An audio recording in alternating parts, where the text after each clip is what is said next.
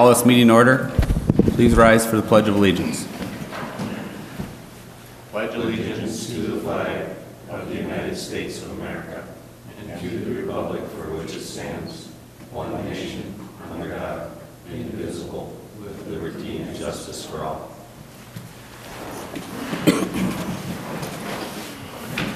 Thank you. Roll call. All council members are present.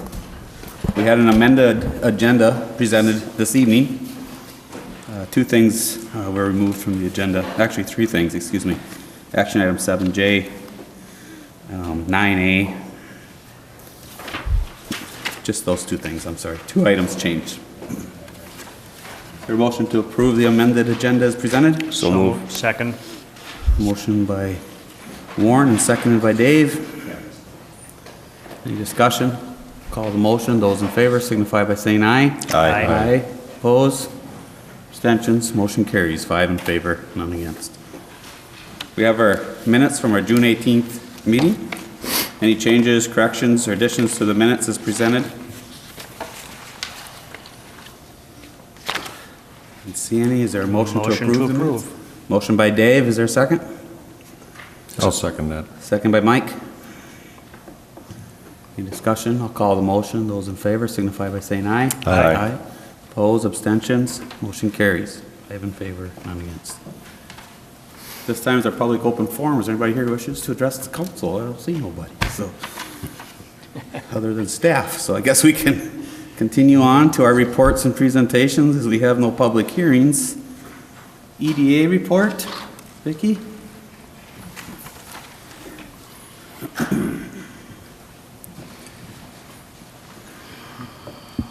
Okay, the EDA met in regular session this afternoon. They had a few items on their agenda. They did approve and are recommending the semi-annual TIF payment. There's only one of them this year. And also they're recommending the approval of the abatement payments, and these are both on your agenda later for this evening.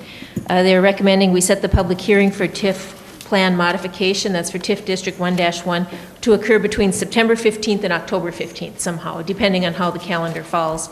And so that would be in front of the city council. So it's either going to be, it'll be probably either the second meeting of September or the first one of October, because generally we can do that right as a regular session. They had some unfinished business. They were informed that the offer was accepted on the Zare property, which is the Railroad Avenue property, because that was an EDA recommendation and purchase. And also they were in the discussions on the acreage, the Unger property south of town. They did not have a recommendation on that this time. They want to wait and have a meeting when we're able to have all 5 members present, because we had a couple members that were unable to be there today. So we have the 2 action items. Otherwise, no other action is necessary or requested. Any questions for Vicki in regards to the EDA report? Thank you, Vicki. Park Board report? The Park Board met last night. It was in their regular session. They had some action items, and this one will come to the City Council tonight, is the recommendation to approve the bid for the multipurpose park. You did get an amended staff report because they did have a couple of removals to bring the bid down a little bit on that. They did discuss an encroachment at the multipurpose park, and we're going to be working with that property owner, and that will possibly come to the City Council because the Planning Commission had, for lack of a permit, had ordered it be removed, and I anticipate that to be appealed. They discussed the naming rights selection criteria. Towerville Park Ball Fields, the Baseball Association is requesting to convert the north field, the one with the lights, to a baseball field. They discussed summer rec and some improvements to the arena, which the Sauk Center Youth Hockey is actually taking on several of those projects, and they'll be managing those and having volunteer labor take care of that. They're beginning work on the budget. They had a couple issues with campground patios. You know, the seasonals have decks and rugs, and now we have one put in a block patio, and how are we going to deal with that in the future? And then for informational items, they have their campground inspection report from the county and just some minor water leaks at some hose bibs, etc. So they actually had a quite long meeting last night and some really good discussion. Any questions in regards to the Towerview Park ball fields? There going to be future action on that, or? They're going to come. The association had requested to come, and we discussed it, but they weren't able to be there, so we're inviting them back to another meeting to see what, because we have to revisit. We have the plan from like 18 months ago. We want to see if anything's changed, what it is they're planning to do, and if there is a cost to the city. Okay. Any other questions? No? Thank you, Vicki.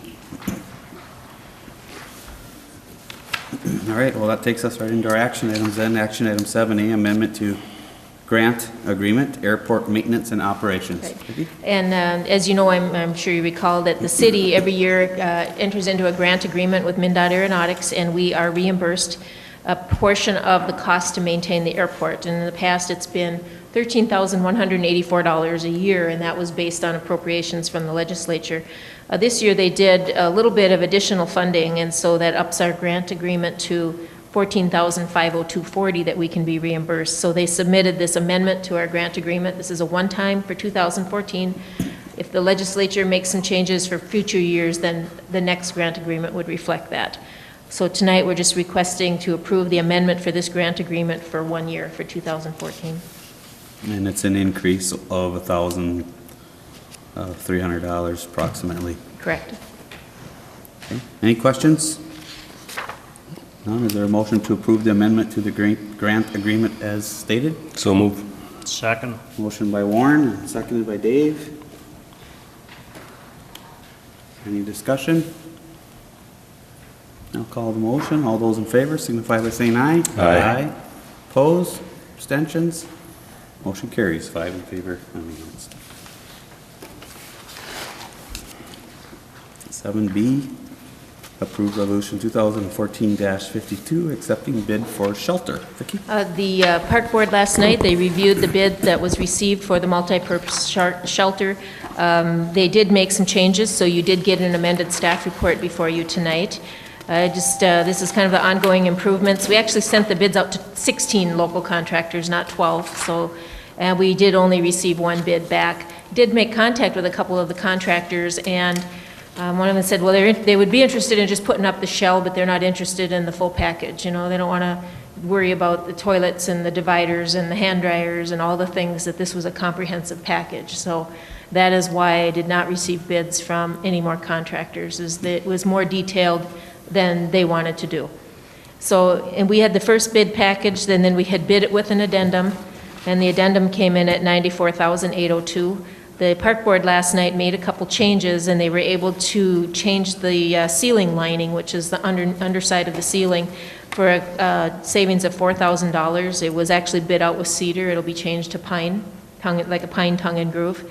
And the block was originally on the bathrooms going to be like a honed concrete, which is that really shiny cut concrete, and they could save $3,600 by going to a cut face or split face rock like we have here on City Hall. So after some discussion, they are recommending that we take those additional deductions for a final bid of $87,202.28.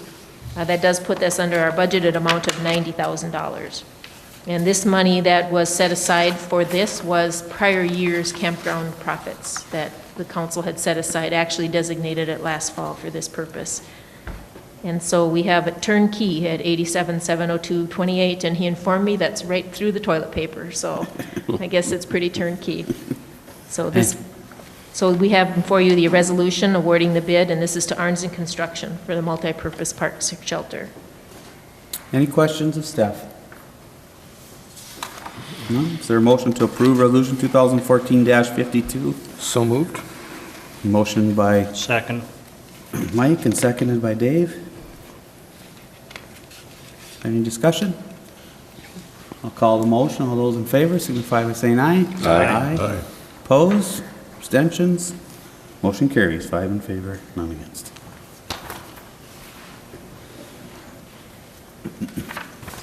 Moving on then to 7C, approve resolution 2014-53, excuse me, accepting bids for sale of excess vehicles. Vicki? As you know, the police and the Public Works Department, we had various excess vehicles and equipment.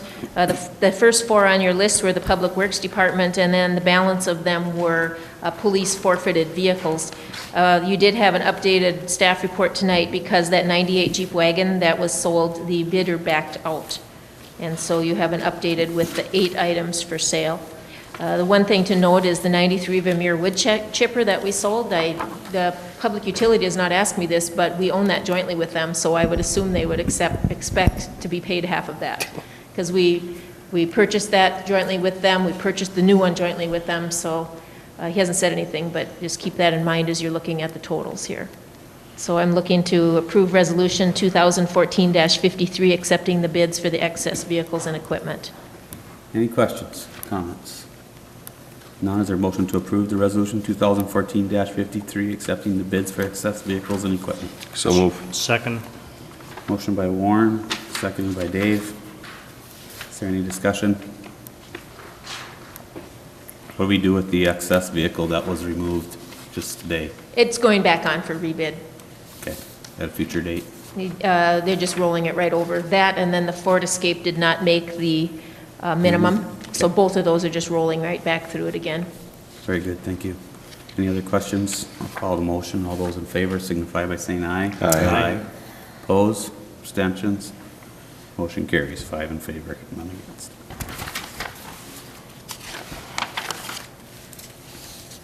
Moving on to 7D, approve resolution 2014-54, accepting bid for sale of Walnut Street Garage. Well, you know that we had that online, we were going to do the online bidding, and then we ended up doing like a, almost like a silent auction bidding for that here at City Hall, and that concluded on Friday, June 20th. We actually had the bidders here, and they were bidding against each other, and when it got to be 4 o'clock and the bids ended, then each time a bid was placed, we added a minute until all the bidding ceased. And that's kind of typical for an online bidding process. The highest bid was from Frederick's Tire and Oil for $52,500. They did give us the required $2,500 earnest money deposit, and they're actually ready to close. So what we're asking to do tonight is approve Resolution 2014-50, accepting the bid for $52,500. Any questions? That's much greater than the minimum that we had set. The minimum was Yes. $28,000. So that's good. All right. No questions? Is there a motion to approve resolution 2014-54, accepting the bid for Walnut Street Garage for $52,500? So moved. And seconded. Motion by Keith and seconded by Dave. Any discussion? I'll call the motion. Those in favor signify by saying aye. Aye. Opposed? Abstentions? Motion carries. 5 in favor, none against.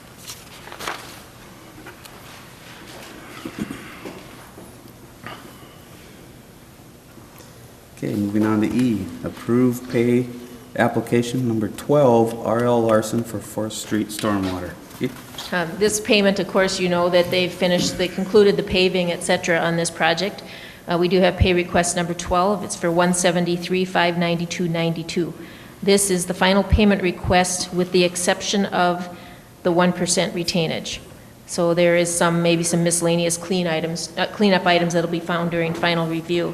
The final total cost is coming in approximately $30,000 under the contract that we had signed with them. So we're looking to approve the payment voucher number 12 for $173,592.92. And as Vicki noted in the past, that still, we have the 1% retainage for any additional issues that come up, so. Any questions? Is there a motion to approve the payment voucher number 12 in the amount of $173,592.92? So moved. Second. Motion by Warren and seconded by Mike. Any discussion?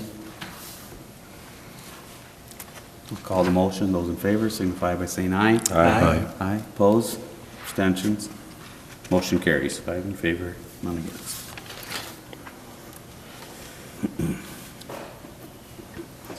Moving on to F, approve step adjustments for non-union employees.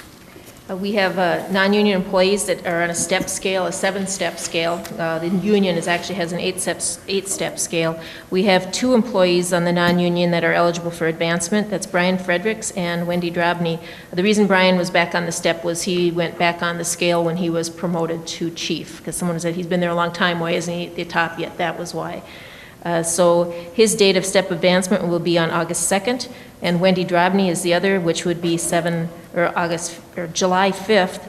So both of these now are on the top step. Actually, all of the non-union employees, with the exception of Melissa in the police department, are now on the 7th step. So that kind of indicates some longevity now at this point that we have reached. So I have done reviews on both of these employees, and I'm recommending the advancements for Brian Fredericks and Wendy Drobny.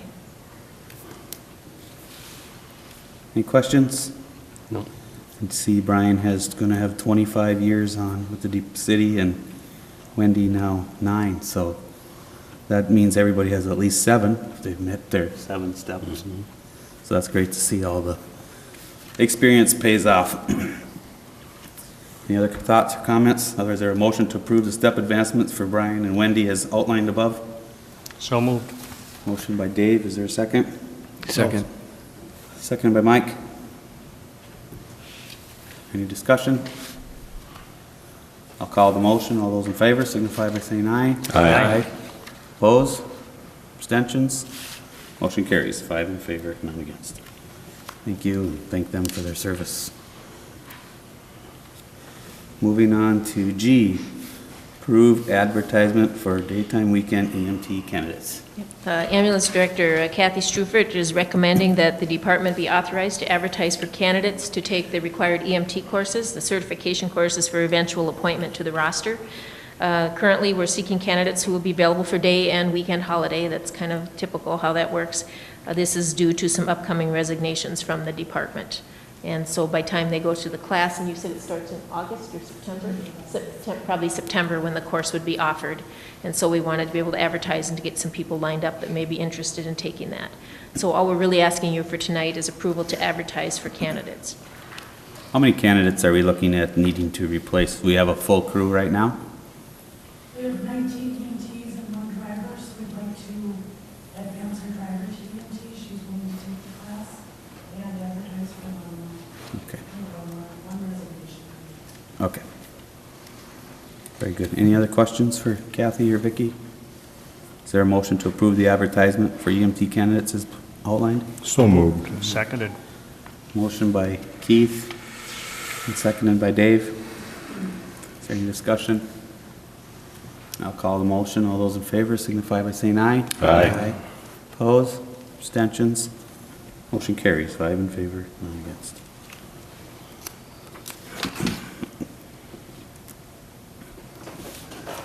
Action item H, approve resolution 2014-55, accepting quote for flooring ambulance garage. I do have the one thing to change on your packet here, the estimate that we had received from Scott Tullis. He had sent that in, and then he sent in a different one, but he had not seen the other one first, so it wasn't because of the other one. So his new estimate was $4,118. And so just so you have that for your information. So we did get 2 quotes, and this would be for the carpet and the vinyl and the installation at the ambulance garage. And this is for the big area out front. I believe you were able to salvage the carpet that was in the 2 offices. So that bigger area out front when you took the tour. They were recommending, I guess it's a little bit different. The carpets are pretty much the same, and the vinyl is pretty much the same. The only difference is the carpet from Scott's Floor Service is a patterned carpet. I think she has a sample of that there. And the carpet from Unger's is solid.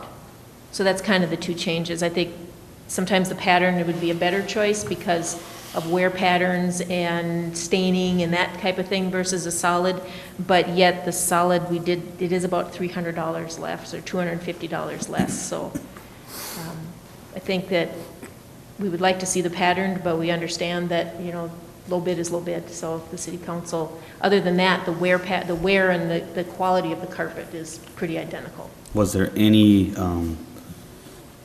direction given to the presenters of whether or not we wanted pattern or solid when you went out for bids? We did want the pattern, but in order for the Unger only had 3 types of carpet that he would be able to get for us with that quality, and he said they were the solids, so that's what he bid. I don't know if we necessarily told him we wanted pattern at that time. He told us this is what I can offer you. These are your 3 options, A, B, and C. They were all solid. So we never told them part of the bidding was a patterned We didn't carpet. say we requested Okay. a pattern bid. It was, So he didn't have an option for a pattern. But Tullis provided a bid for pattern? Yes. Was he told about a pattern for that at that point? He brought me some samples and I picked one of which happened to be. Yeah. So we're sitting there, it's carpet is carpet, it's just the one's patterned and one's plain, and there's the $250 difference. Any difference in warranty or guarantee or? No. Okay. All right, any other questions? Hearing none, is there a We have two bids, fairly close in price. I think what we've been doing on that project from the beginning is taking the lowest bidder. That's what we did on the plumbing. Yeah, I And, think, so- I'll make a motion, we take the low bid. Okay, so there's a motion to approve the resolution 2014-55, accepting quote for carpeting to Unger Furniture for the lowest bid at $3,883.77. Dave? Motion by Dave, is there a second? Second. Motion by Dave and seconded by Warren. Any discussion? I'll call the motion. All those in favor signify by saying aye. Aye. Opposed? Abstentions? Motion carries. 5 in favor, none against. Moving on to I, approved TIF and abatement payments.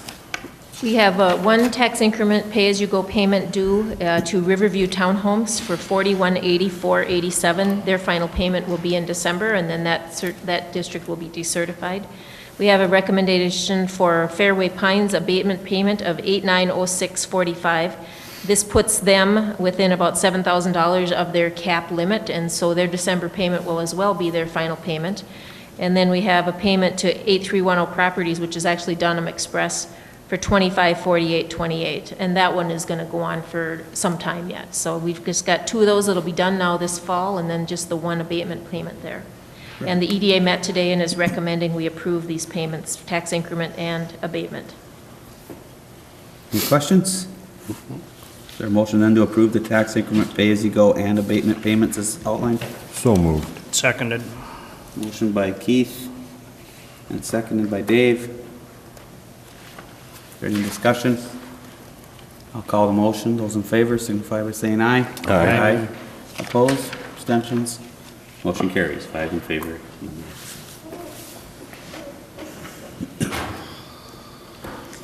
That's all we have for action items this evening. We have 3 unfinished businesses to discuss. Vicki, you want to start out with Center Street? Center Street, you knew that we were going to be meeting with the landowners there, and we had that meeting on June 23rd, and we laid out the plans and kind of discussed it in detail. At the end of that, we had one landowner that wasn't there, that was Midwest Machinery, but I did talk to them afterward. And as it was, 2 landowners wanted the urban design because they wanted that added width of the pavement. One landowner felt the real design was adequate as long as we widened the pavement. One owner felt gravel was fine as long as it was maintained properly and he didn't have to pay for it. And one felt stormwater control costs were going to make it infeasible. So we're kind of all over the board with Center Street right now, and as far as what we want to do. But the stormwater costs, I think, are driving a lot of the project. And Keith is here, he can kind of explain a little more details and answer questions. He'd probably be a better choice to answer those than I am. Thank you. Thank you, Vicki. Mayor and Council, I think Vicki summed it up fairly well. One thing I just want to point out is that pavement widths between the urban option and the rural option are actually the same. The landowners that preferred the urban felt that having some of that constraint so that the pavement, the big trucks and that weren't driving right on the edge, which does cause some premature failure of that pavement, deteriorates quicker as they're driving along the edge, and with some of the large vehicles through there, that certainly could occur. We did, just for the council's information, got some truck counts. We're looking at larger vehicles from crop production, mainly in the spring for them, but they get about 20 trucks per day. These are large trucks that go through there. Fleet is estimated approximately 10 trucks per day. John Deere, we are estimating about 10 to 20 trucks per day go through there. So fairly significant large vehicle loadings that are going through that area, which is why the 2, and it's the landowners, well, it's the single-family landowner as well as crop production services who were interested in the urban design fairly strongly for that. Like Vicki said, Fleet was probably not against something needs to be done, but didn't really want to pay for it. Thought perhaps fixing some of the gravel would be sufficient for their needs. Was concerned about the stormwater costs. And then Vicky talked to Midwest Machinery afterwards, and I think they echoed something fairly similar to what Fleet did. So that's kind of where we're at with those.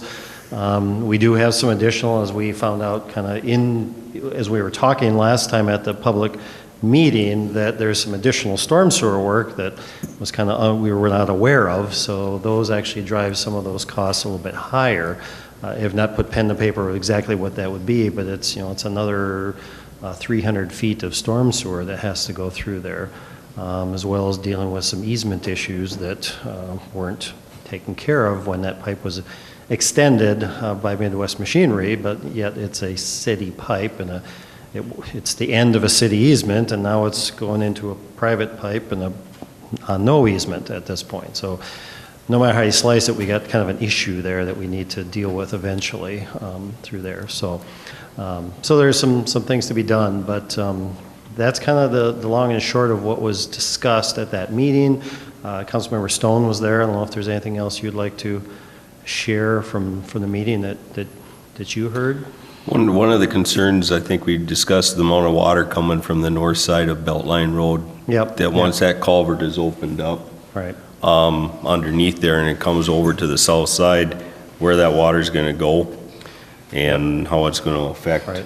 that intersection and property owners. Yeah, actually, the county plans to open up, there's a 30-inch culvert that crosses the road right there. Currently, it's plugged just by dirt that's filled that in. They plan to open that up. Their current plan is open it up and then put a culvert across Center Street from east to west, and that would put it into the ditch of Fleet's ditch there. Now, that was one of the issues that the owner of Fleet was concerned about, is that ditch. When we started talking about, perhaps we could extend the storm sewer down, actually in a pipe as opposed to an open ditch, because he has trouble maintaining that. He had some reception to that approach to clean up that area, because he struggles with that because it's always wet and growing up with weeds and those kinds of things. So he was, I think I would characterize that correct, he was fairly interested in that type of an approach, but yet was concerned about the costs. The only thing is if we did put the storm sewer across that part of it, then we would run into a capacity problem with the one that runs west toward Midwest Machinery. And what we were going to do with that pipe, which would increase the costs. Right. It would increase the costs, and keep in mind, as you may recall when we talked before, the city actually has the largest share because of that area to the north. We actually have the largest share of the storm sewer costs. So any of those increases, a good chunk of them come back to us here. So just so you're aware of that. It's one of those situations where when the county does do Beltline Road and they open that up, if we don't think about doing something with that water when it does come across to the south side, if we don't do anything, it could ultimately affect the property owners along that road. Right. And so it's something that I don't think we can just put on the wayside and say, we're not going to do nothing because of cost. We are going to have to seriously look at something. When the county opens that up, the storm sewer, as it flows overland and goes west, ultimately into the pipes that Midwest Machinery put in, right, those will not have the capacity for that amount of water that's coming through there. It could ultimately back up into Fleet Supply's parking lot until it gets caught up. Yeah, it's going to back up someplace. I mean, ultimately, the problem that we have there now is just going to get moved further downstream. Right. And now there'll be a problem downstream. So as a minimum, that's going to happen. I think all the landowners think something should be done to the road, and there's varying degrees, but even those who were concerned about the cost felt that the gravel roadway, something needs to be done to fix the soft spots in through there. Gravel roadways are gravel roadways. When you have that much truck traffic, especially in the springtime, it's going to be a maintenance issue for the city to keep it in a decent shape in a gravel roadway. And I know the council's talked about dealing with gravel roadways one way or another, but that's, this is kind of the first one that's come onto our plate at this point. Is it a significant issue with this project is the stormwater situation? I mean, that seems to be a big cost driver, and, That's the big cost driver. I mean, that's not Okay. ultimately what drove the project to come to you in the first place. They right, wanted but that a- seems to be, Yeah, for the the discussion. property owners, that seems to be a big concern. Right. And I will ask, well, isn't that what the stormwater utility is for? To do these projects? No, I think if you remember, we took that money out, extra money out of that. No, fund. we held it because we didn't have a project. Right. And there was no point in building up a store of money that somebody would have to find something to spend it on. Right. But as my understanding, the purpose of the utility project was to pay for these kind of things. Yep. All right, well, fine, we can, raise it $1 or 50 cents or whatever and pay for it. We're all contributing to pay for one project. I don't see us going back, I don't see it fair to go back and say, well, now you get to pay for that project, but now you got to pay for your own. That's not what the utility was sold as. I think the precedents we've set for, we've used it for trunk storm sewer improvements, but it was initially talked about in terms of trouble spots, fixing deficient systems, those kinds of things. I would see that falling under that discussion that we had earlier, because it really isn't a trunk system per se, although one might be able to make the argument, it's close to be called that, but it certainly is a problem spot, that falls underneath the other discussions that we've had for the stormwater utility. Quick question. Are we talking about the stormwater fee? Yeah, it's the stormwater utility. Okay, so I fee. remember our discussion that we had where we had excess money in that we were going to use for such projects, and we took that money No, no. out. What did we do? There were no projects. No, but... There was excess money, but it didn't have But that was use. earmarked for such projects, and we took that money out, correct? Because, yes, there Okay. were no such projects. Vicky, But we you were want to gonna hold that clarify? aside. Oh, hold on one second. Let Vicky clarify what we're talking about. You're both right. Okay, that's what I was going to say, but go ahead, Vicky. We had the stormwater utility, which was higher, we lowered it down, and what we had, because we were going to have, we identified 3 trunk areas. One was our 4th Street project, capital costs could go to it. One is the north end there, where it floods by Lake Street on the north end, and the third one was by Wonder Bread, the Getty Street. So we had 3 trunk projects that were identified that could be used for capital costs. The other money was going to be for maintenance costs and fixing trouble spots. We reduced it down that the stormwater utility share of the bond for the 4th Street project, that took care of the capital costs, leaving us some dollars for stormwater cleanouts and maintenance type things. There's not a big chunk of change unless you were to do something like Dave suggested, if you raise the fee. Make an adjustment. But that, remember, we identified 3 specific trunk projects unless you raise the fee and it's a maintenance project. I don't know how you want so we did have at one time a higher budget and it was reduced. But we do right now have in that fund that we have been using $7,000 to $8,000 a year for maintenance. Otherwise, the money is going toward that capital project. So the additional funds outside of the capital project is approximately just shy of $10,000 that we use for maintenance, right? Correct. Okay. So, Yeah, my point is, I'd have a hard time trying to explain why the whole city paid for some projects, but those people who are paying for other projects now get to pay for their own. They don't get the whole city anymore. And I think, as Vicky stated, and I recall the conversations was, we determined what 3 trunk projects they were for. Now, that's just the other side of what you're saying, and I agree with you, though. I mean, what we determine is, you could make an argument about what's trunk on a lot of projects that we specifically didn't determine, this is a trunk, or that's a trunk, or this is a maintenance that needs to be done.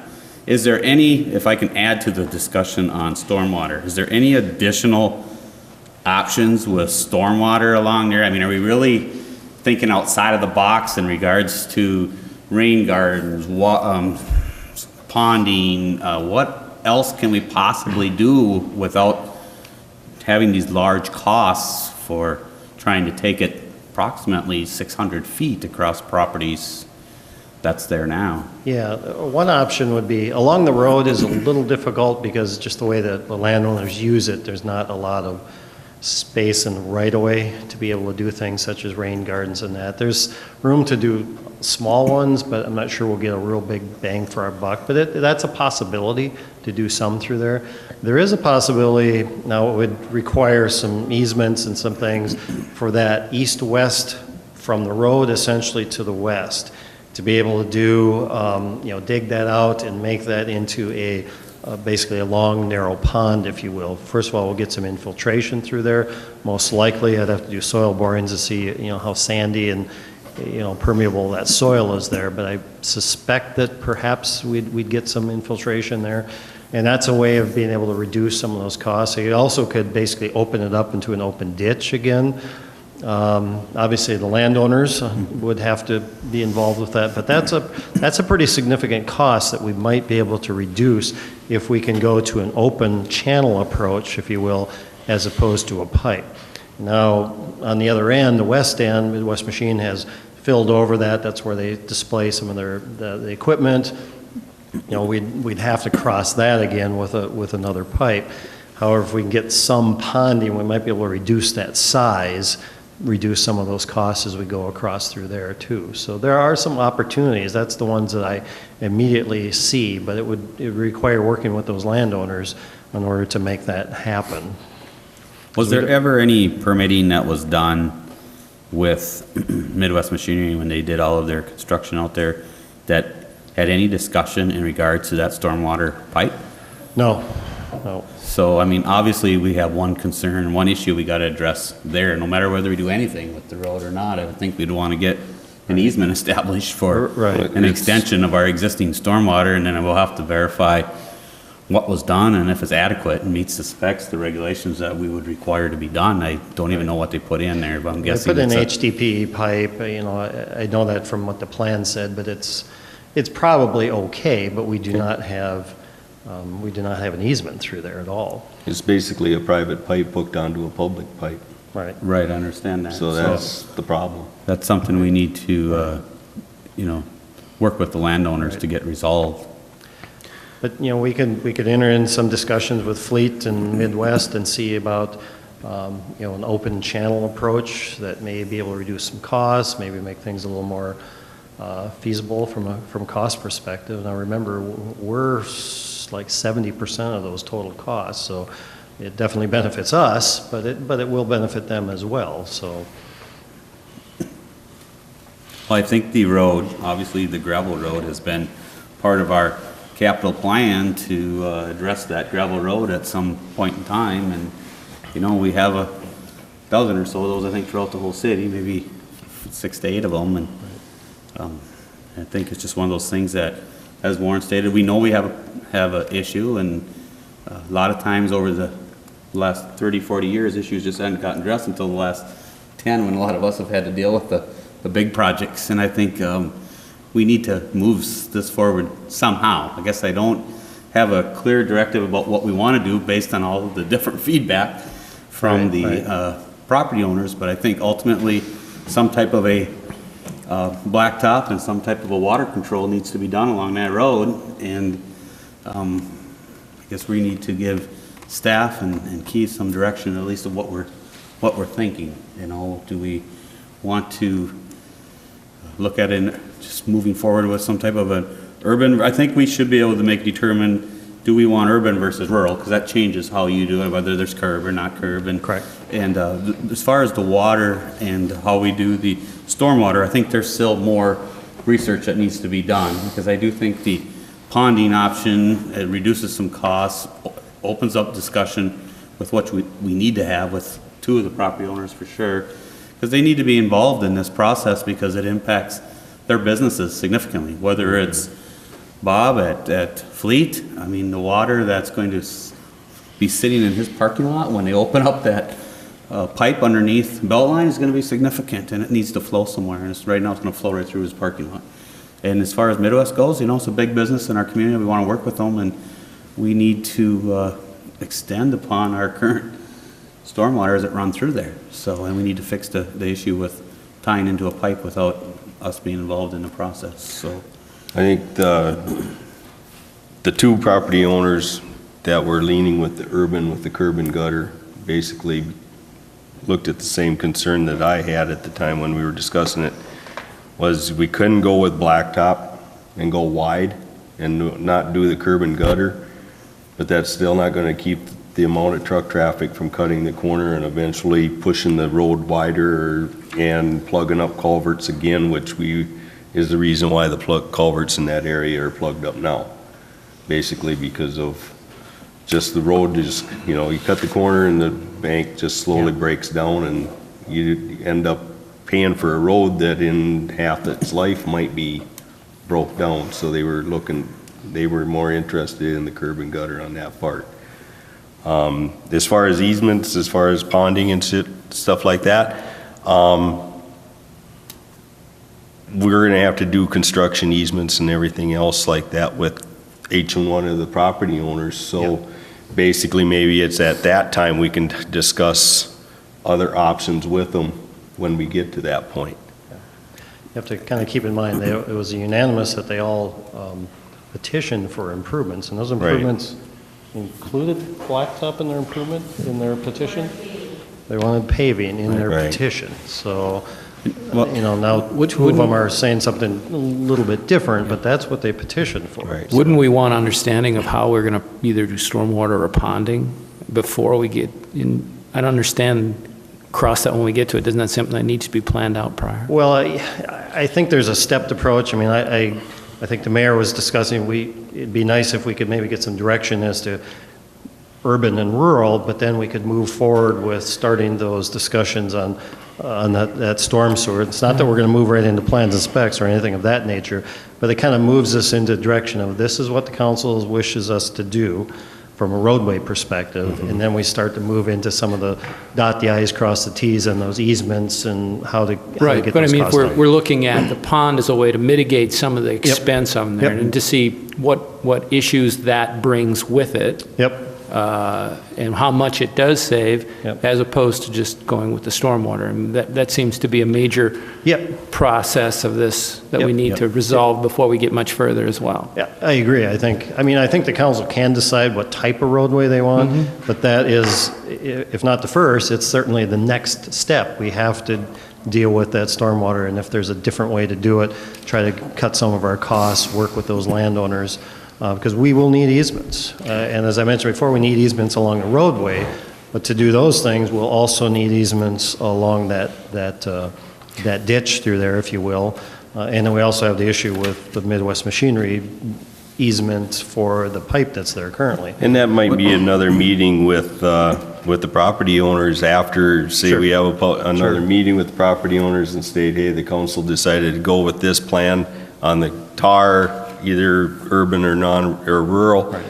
Now it's up to you to help us decide how we want to solve the stormwater issue. 'Cause you're right. I think it'd be helpful for us for those discussions to know which way you want to go with Well, I the think you're- roadway approach itself, and then we Right. can continue on with those discussions with the landowners, come back to you and ultimately decide whether you want to move on with plans and specifications at a point sometime in the future here. would the rural design have the, I'll just use similar to what we have out east of town, where we have kind of a swale, you know what I mean, is there any concrete on the end of an urban design, or is it gonna be tarred all the way and then right to gravel? I'm not sure. Well, I'm following what you urban mean. includes curb and gutter, right? Urban is curb and gutter. Right. Excuse Rural me, just the ends in rural- tar. The rural, is there any design that allows us to do, rather than a 4 or 6 inch curb? Right. I've seen roads in a rural setting that is kind of a flared on the sides up a little bit. It's not a full-blown curb, say to speak, but it is control for water, and sometimes it's made of concrete, Kind sometimes of it's like tar. you're talking more of like a bituminous curb kind of Yeah. thing through there? Yeah, I mean, that's an option. They don't hold up as well as a concrete curb and gutter does, but it does have, it has some definition of the roadway, provides a little bit for that storm drainage to occur through there, but we don't do many of those anymore. That's, Okay. not a lot of that's done. There's different types of curb, as you know. I mean, you could do a drive-over curb, those kinds of things. I don't think that's probably necessary in this area, because usually you want that where people are, you have many places where people are going to cross. Well, we'll have defined areas where people are going to cross on this particular roadway. So, I would certainly recommend if we go with a curb that it would, be the B618 type. Okay. That we have out here. So the rural design and or the urban design, I mean, that's the question. That's really the question. Will it change the water flow, which design we went with?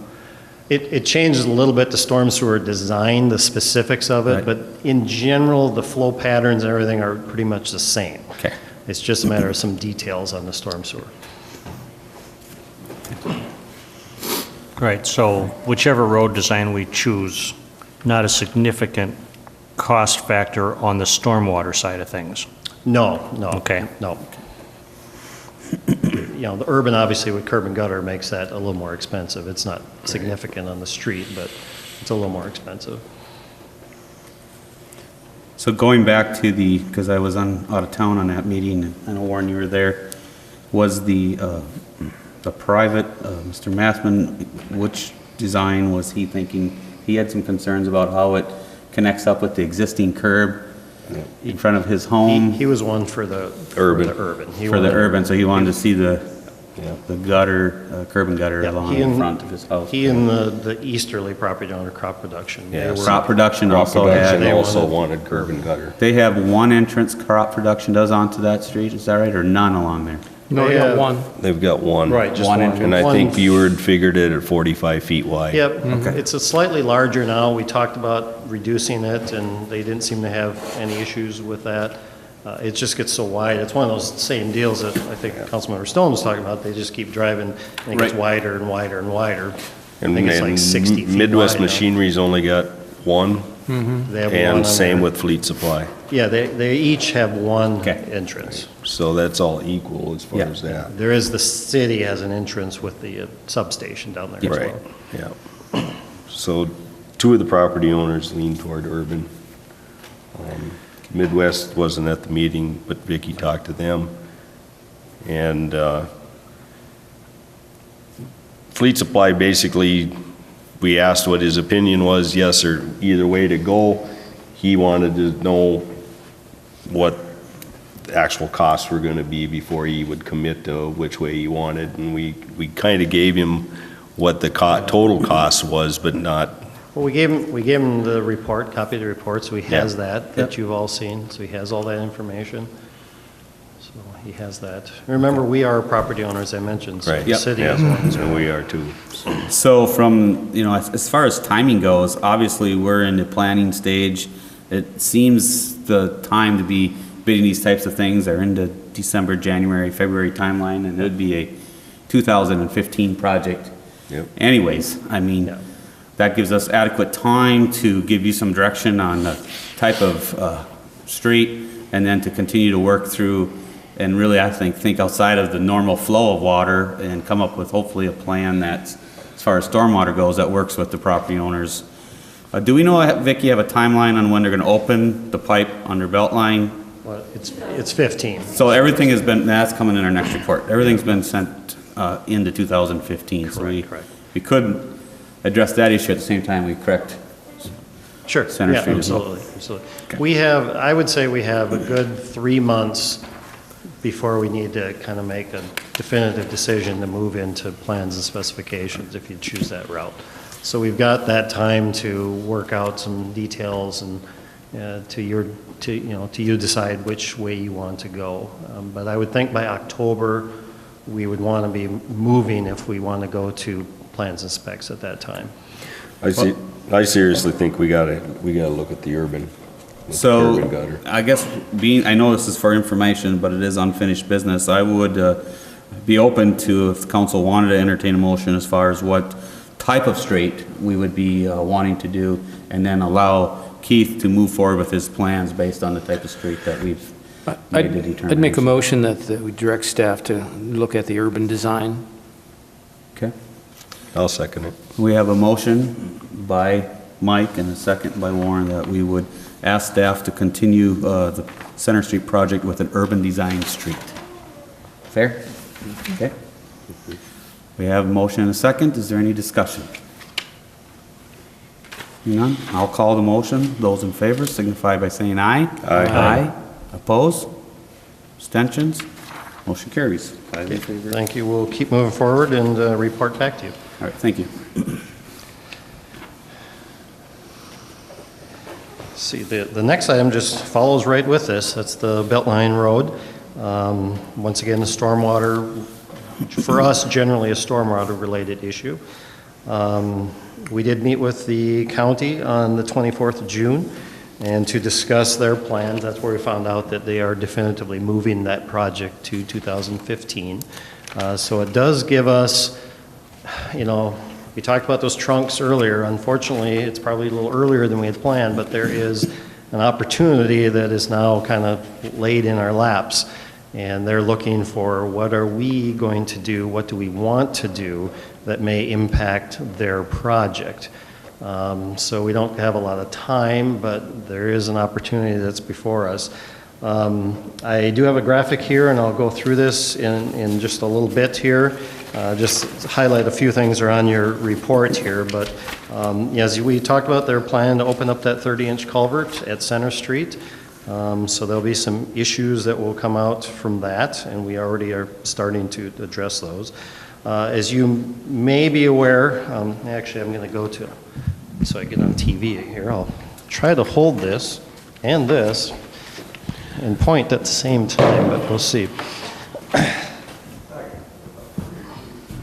If you could, that would be great. Can you see it okay from over there? Okay. So here's, I know it's a little, hopefully it might be, you can see it from the far end there. This is really just the southeast corner of the whole watershed. Everything that flows, you know, our Wonder Bread area, here's Getty and Beltline right here. The area that we have flooding is right in this intersection. There is about 56 acres that currently drains to this corner that is largely, you know, essentially nothing but a few culverts along the way. There's really nothing there at this point in time, other than a few culverts along Beltline. We do have a small storm sewer system that crosses and goes down 12th Street to the east. The county is looking at upgrading. I know these are kind of hard to see, but essentially we've got, you know, coming eastbound, we've got a right turn lane, a through and a left turn lane, and you know, just a through lane from a westbound. So it'll be curb and gutter, it'll be urban design from 71 up and across to approximately this location. So that'll be an urban, so we've got curb and gutter, the whole works through there. Well, currently their plans are to deal with the stormwater that's coming from the right-of-way, open up culverts. That's basically it. Part of that includes making a larger culvert that comes across the road here, which ultimately will probably make more issues here in this corner for us, okay?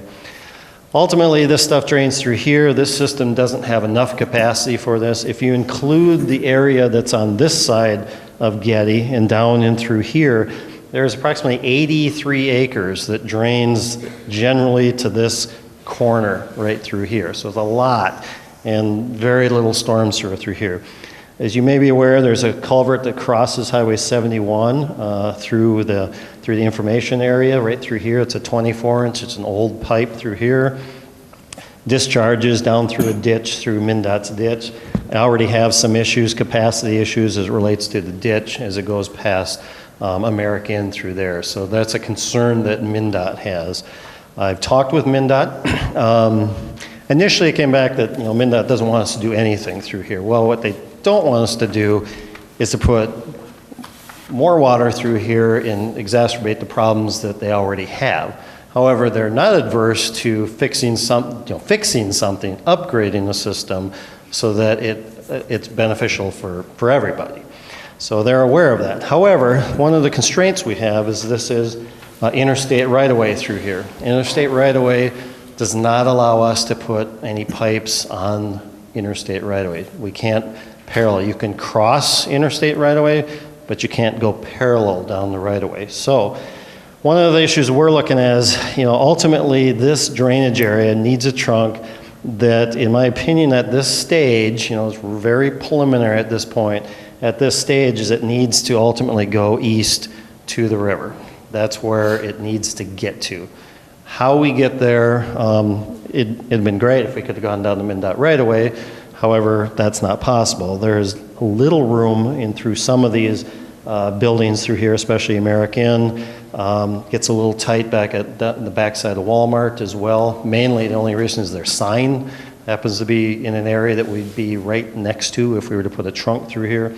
But there are opportunities, to come across maybe this property, maybe down Beltline, down and across through here. There's some different things we could do. I'd also like to continue to maximize this pipe as much as flow as we could put in there as possible to maximize the existing investment. But I know this will not be enough. Likely this pipe will need to be some way of about probably a 48 to 54 inch equivalent size pipe, a flow that would ultimately have to get down into the river. Obviously that's not free, so it comes with some cost to it. The problem with this timing is, it's in our laps today, and the question is, how do we deal with it? It ranges anywhere from a full-blown project where we take care of everything up to a trunk into this area, all the way to the river, or it could also range where we deal with improvements that we need that are going to be impacted by the construction, whereas then in the future, sometime year, 2 years, whatever down the line, we connect onto that and we do an ultimate system when the council chooses to move forward with a project of that size. Real roughly, I would estimate a project to go all the way to the river and up to here, probably in that $750,000 range, approximately, I would say, in order to do that. The county's asking us, what do you want to do? And we'd have kind of limited time to get something done, get a plan set put together that would then fit into their plans for bidding for their 2015 project. So I've got a question for you. So Yep. what you're saying, you're saying now that with the county's improvements, we can expect a significant increase in the amount of water in that area? I'm not sure I would say significant, but I would say it will be more. It'll get there more rapidly than it currently gets there. So And there will be so- some. And let me just I'm sorry, finish. just follow up. And then so the amount of water is something I'm like some more clarification on. But then the other thing in regards to, you said either put in the trunk or put in a smaller project, and what would that accomplish? It would it'd still be the part of the trunk system. So smaller doesn't mean smaller in size, smaller in scope. Whereas we basically would deal with whatever we Prepping. need to do in this particular area. So you're basically prepping for what would then need to be a trunk Yeah, system. just like coming we in. did in a smaller scale at Ash Street when we put the big trunk storms across it when we did that project. And then we came and connected to it on either side, a couple of years later. Similar to that, essentially. And what kind of cost would be involved in that from? To do something in here is not going to be nearly that expensive. That might be, 100,000 Okay. or there 150 maybe, or something of that nature. Where in is order to that- do just through here. If you were going to do a smaller scale or something and prepping for a future larger trunk, where's that water going to go? You're going to put in a large pipe right there in a 1-block radius. Right now, the water can't flow across 71 fast enough because of the angles in the pipe and the size. Yep. And we got significant flooding problems in that Yep. Getty Street, Fisness, and all of Steiner Lumber. We'd have The to system. make temporary connections back to the existing system. What we put in the ground would not affect, It would not not help correct any of our anything until we connected and went all the way to the river. How far does the interstate property come to the intersection? The interstate right-of-way, how far it Yeah. comes up? I'm not absolutely sure of that at this point in time. At which point do they stop and consider that State. state right-of-way versus interstate right-of-way? I can't tell you that as I sit here today. Okay. But enough that you but, wouldn't be I able mean, to run that it- pipe. Through here, because we're on the off-ramp, I gotta believe that interstate at least has to cover the interchange. So it's gonna be at least into this range, I would suspect. You mentioned we cannot go and make any changes to the existing pipe because it's within the interstate property. Unless we improve the situation. Right. Correct. if we are outside of the interstate property and we're Yep. dealing just with state property, Uh-huh. then is there a way to move that water to the east side of 71 and then continue to, whether we pipe it or whatever we need to do once we get it to the east side so it doesn't impact the American Inn and the other businesses along there, but yet stay outside of the right-of-way of the interstate to move that water without having to tear up 71, the intersection, and do a 54-inch trunk all the way down 12th Street? Well, we would never want to tear this up. We would jack this kind of like we did right out Exactly. here. Yep. So we would never tear up 71. So it would be, something of a jack pipe, and that's a question of how to get past these buildings. My current thought is we probably might have to go out to Timberline, around and down and out that direction. What size of storm do we have along 12th Street? And do we have in the parking lot of Walmart and on Timberlane today? Well, I can't recall all the sizes through here. This one through here, I believe, is a 48-inch, if I recall. 48 or 54 that goes through there. Would we be able to tie into that? And that was about a 10 to 12 years ago. Yeah. 12th Street was rebuilt by the county, and they put the Yeah. stoplight in there. We took nothing into consideration at that time to do anything with the stormwater, or is there Well, that pipe sizable stuff? was already there. The only thing we did with Walmart is we moved it, if you might Okay. recall. So that pipe was there, we just moved it to the east side of the building. That was the only thing that was done there. This was before my time when this stuff was put in, so I don't know what the hydraulics, who did them, what was taken into account for those. I can't tell you, I can't tell you all the water. The first thing we would have to do is to do a study, a hydraulic study, to figure out what pipe sizes do we need, what can we use of our existing system. That would be the first step, is to do a study to figure out what are our options. And unfortunately, we don't have a lot of time to do them, and that's the. When you say we don't have a lot of time, they pushed it back another year, so, Right. I mean, it must give us some more time. It does, except for, we have to get them, whatever we want to do here, we'd have to get them a plan set for it, by the first part of the year, which means, to do a study on this, if we get started, I'm estimating it'd probably be, a 3-week study just to do all the details, figure out how this is going to work through here, so I can come back, give you options, here's our capacities, here's what I think we should do, those kinds of things to do that. But it's just something we need to move forward if the council so chooses, if you think that's the right approach.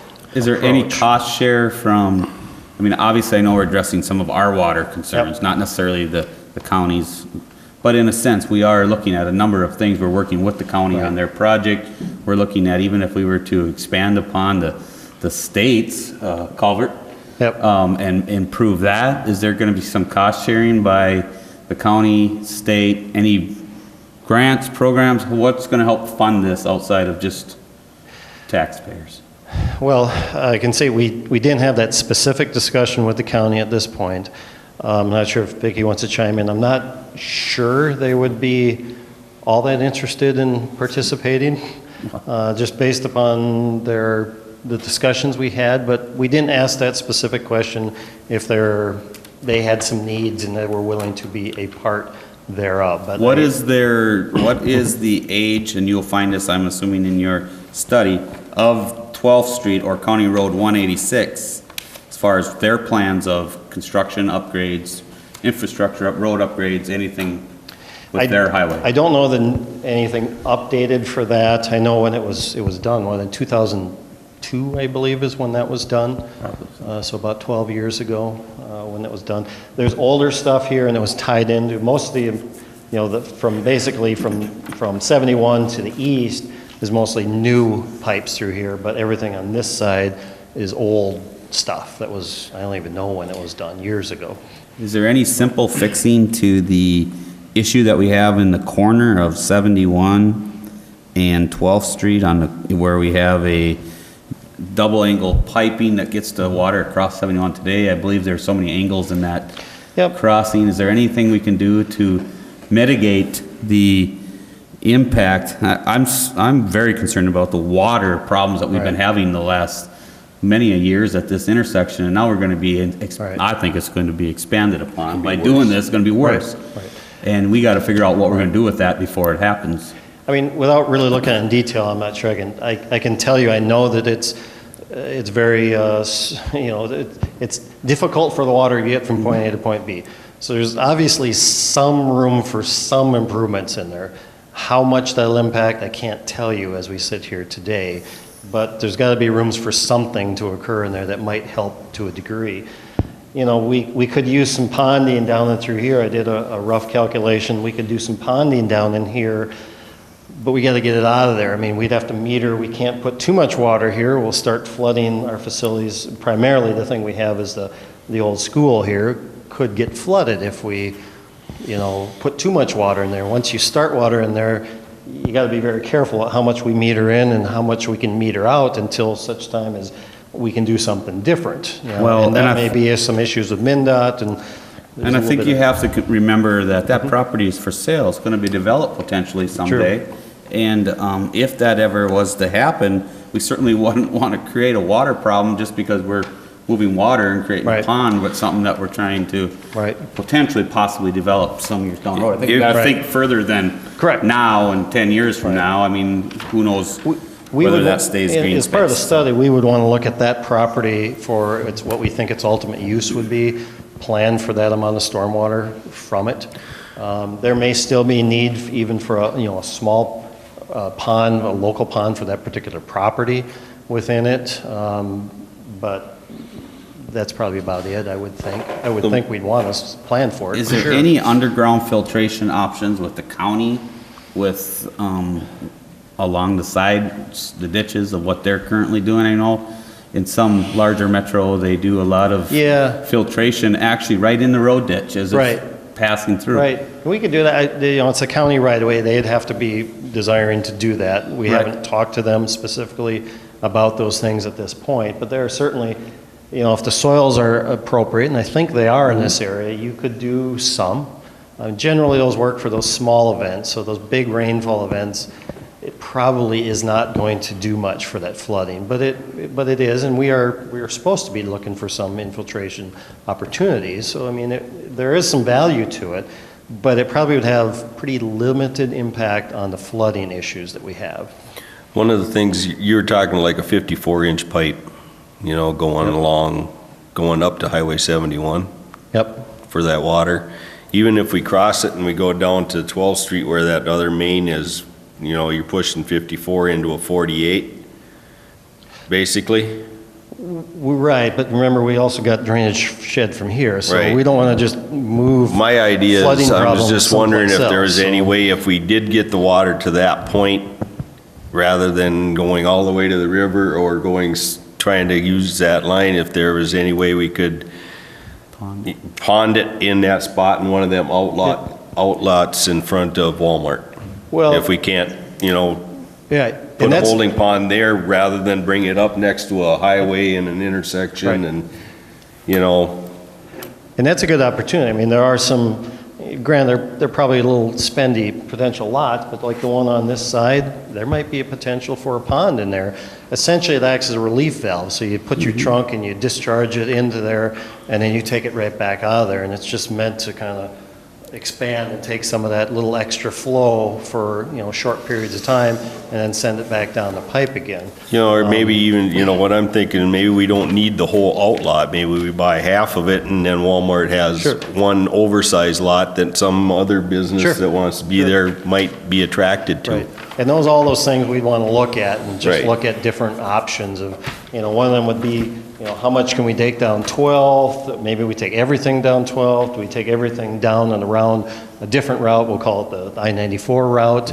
We do a little of both. We do some ponding. All those things we do and look at those options and see what makes the most sense for us from a financial perspective.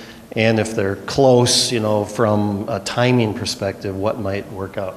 There's a lot of things in this right-of-way through here. This isn't an easy place to get through.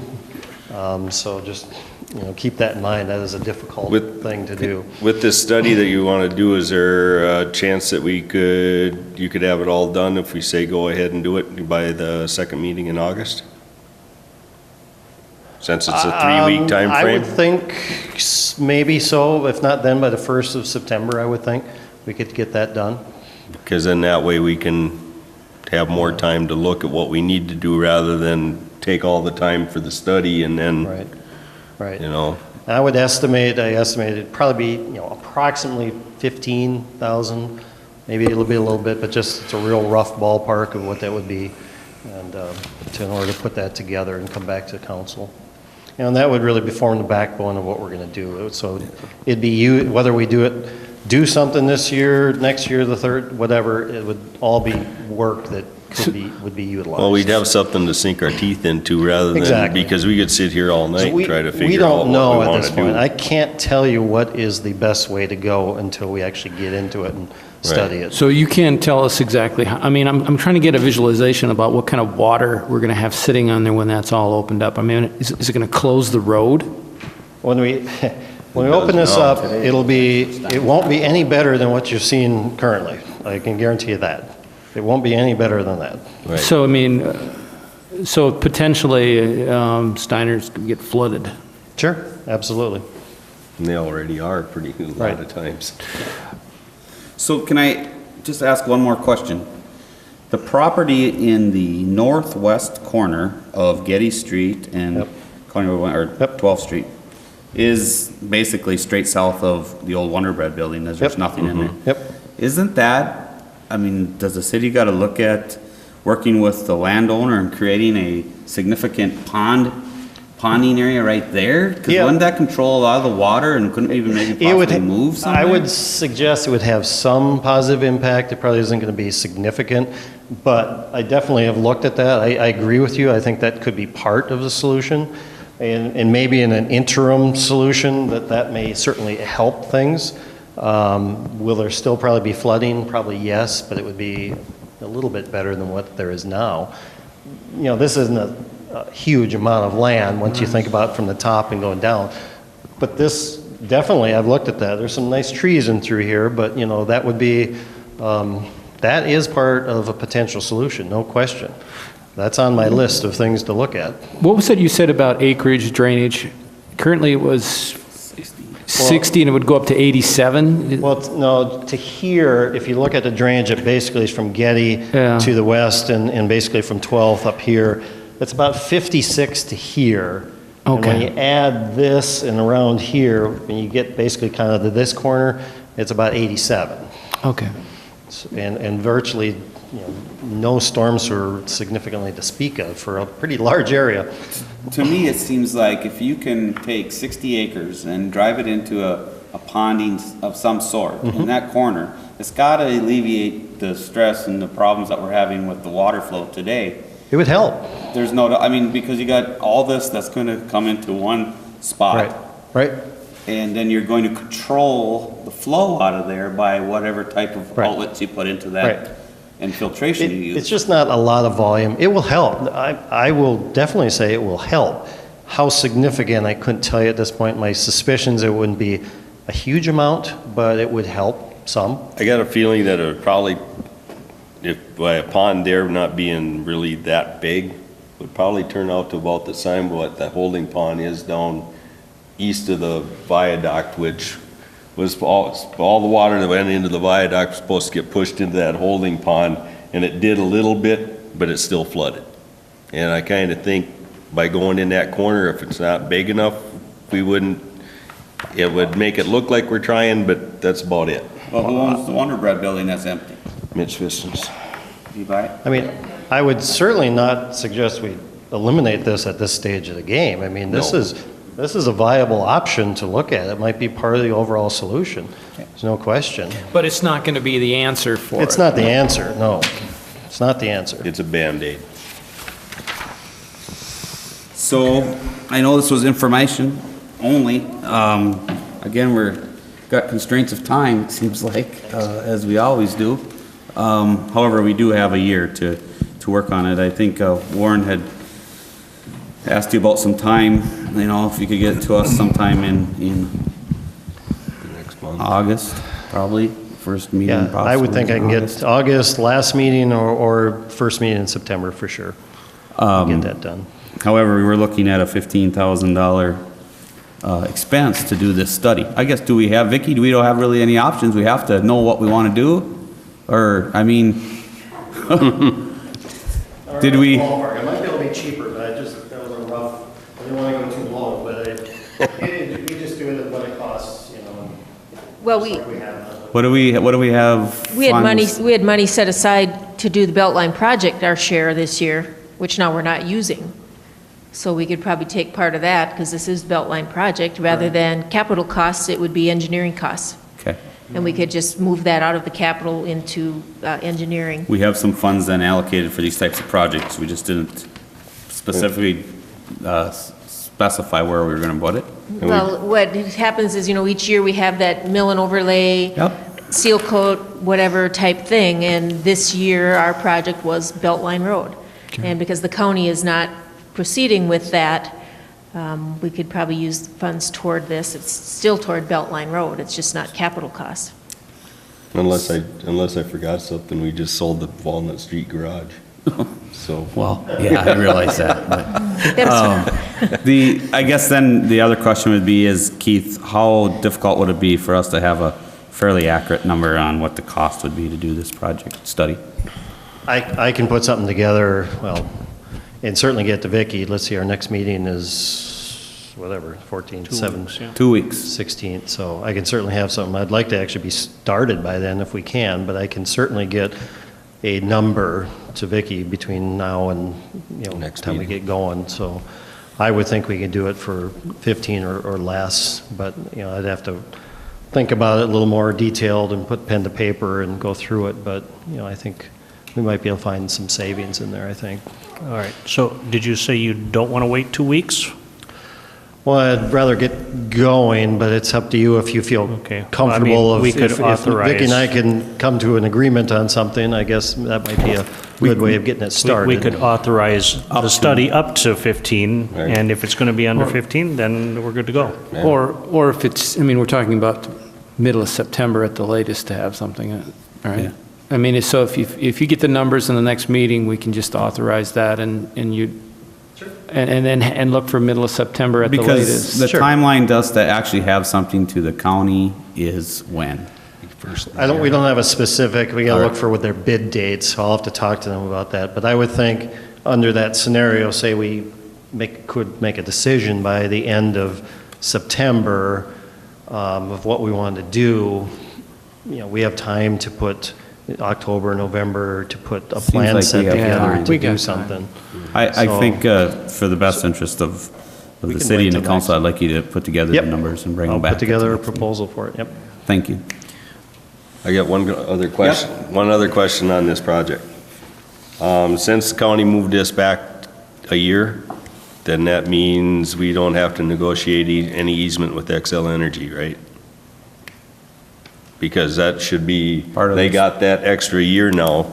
We did talk about that at our meeting, and so Jody Tyke was going to reach back out to them again, because they were dealing with them on that, and they were dealing with MinDOT on the light, and so we talked to them specifically about, she was going to find out, because what the plan was, is the new kind of pole that doesn't have to have the guide wires, that she would put in her plan that that's what they expected to be put in there, Okay. so. So to follow up from you, Warren, then, we did set some timeline on that, so you're gonna get We had a verified. we had a one-year temporary easement that correct. we haven't executed that yet. It hasn't been presented to us yet to execute. We just went back to them and said the council would be willing to do that. So we haven't entered into any agreement yet? No. Okay. I was just thinking, we since wouldn't they need moved it it back a anymore, year, would we? they don't need it, Yeah. in my opinion. Sounds They like don't. you and the county are having discussions with Excel. Yes, we then. are. So, at this point, then, we don't have an agreement, and we don't have one executed. Okay. All right, thank you. Moving on then to, we talked about Beltline and Center Streets. Hazardous buildings, Vicki? Just to let you know that, the hazardous buildings, at first we started the whole project with getting them buildings secured and getting them inspected, and then it had to go through the process with the attorney. And now the public hearing is set for the next council meeting, and actually would be at 7 PM. And there's 5 houses that are on that, 2 houses that we were pursuing, neighbors have bought them and demolished them. and 2 of them we're still working with the property owner, and there's these 5 then that there'll be the public hearing. At that hearing, and the city attorney will be here at that, the council will be asked to pass a resolution to declare them hazardous and to say they have to be brought up to code or they have to be removed. And Tom will have the timelines that they have to get that done. And after that, if they don't remove them, then we have to get a court order for us to do it. So kind of give you an idea. So we're still moving forward. Tom told us, the city attorney told us in the very beginning, this was a long, drawn-out process. But we're making headway, so. So, kind That'll of be the a next more of an meeting. update in regards to timelines, when residents can potentially see things changing will be at the July 16th meeting. Tom will be able to give us some He'll timeline. give you the timelines and how much time, I'm not certain how much time we give Yep. the people to come in with a plan, and he'll have that for you. Yeah. All right, thank you. Anybody have any questions in regards to that update? No? All right. All right, we have no new business then. We will move right into the consent agenda. We just have a couple items on the consent agenda this evening. We have a total of schedule of claims for total of unpaid claims of $85,683.90, paid claims of $6,736.59, for a total of $92,420.49. We also have a request from Kathy, the red carpet, for a temporary extension of premise permit for a wedding on July 12, 2014. That's all we have on our consent agenda. Any questions in regards to the consent agenda as presented? Is there a motion then to approve the Motion consent to agenda? approve the consent agenda. Second. Motion by Dave and seconded by Mike. Is there any discussion? I'll call the motion. Those in favor signify by saying aye. Aye. Opposed? Abstentions? Motion carries. 5 in favor, none against.